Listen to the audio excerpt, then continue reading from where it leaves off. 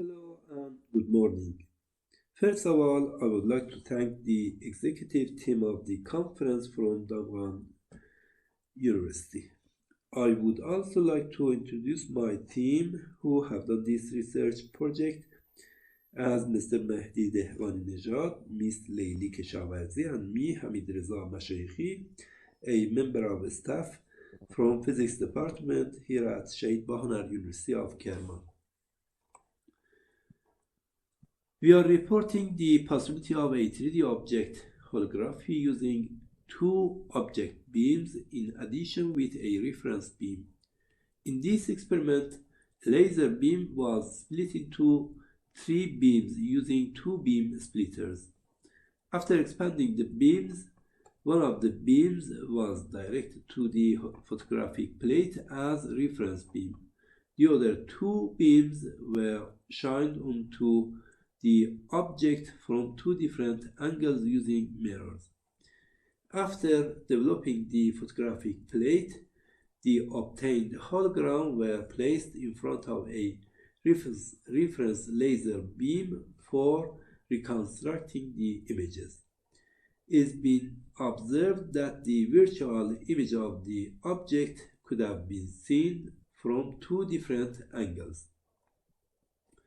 To explain why this happens, we review the theory of the holography. In holography, it is possible to record both the amplitude and the phase of an object. In practice, there is no way to record both the amplitude and the phase of an object using only the object beam. To record both of these parameters, we need at least one more beam to encode the phase information of the object. For this reason, it has always been the case that the object beam is accompanied by a reference beam in order to produce a coded interference pattern on the photographic plate.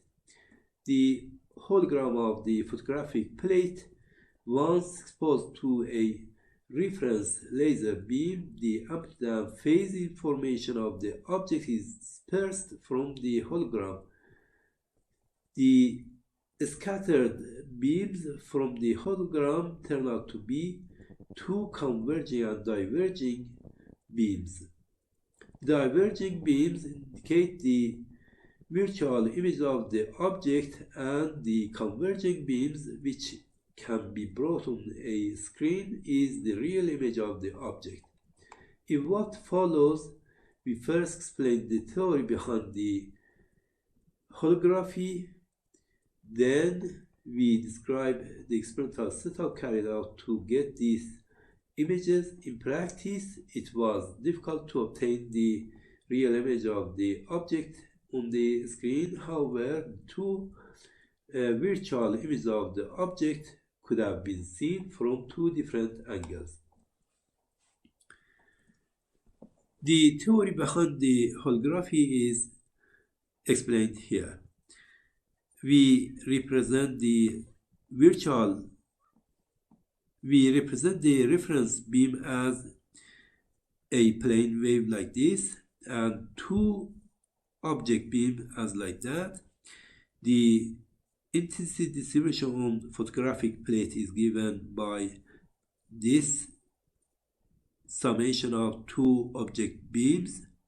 The intensity then can be expressed as transmittance of the photographic plate like this. The convolution of the transmittance function with reference laser beam and the impulse response function h, which is given here, can be used to reconstruct the image. The image can be evaluated from this integration. These images, which are real and virtual, can be obtained from this integration.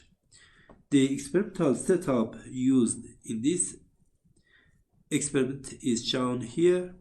the laser beam is split into two beams. One of the beams used as reference beam, which is falling on photographic plate. The other beam sent to another beam splitter. One of the beam is directed to the object and the scattered light sent to photographic plate. The other beam is directed through these three mirrors and to the object. The scattered beam from this side of the object is sent to the photographic plate. The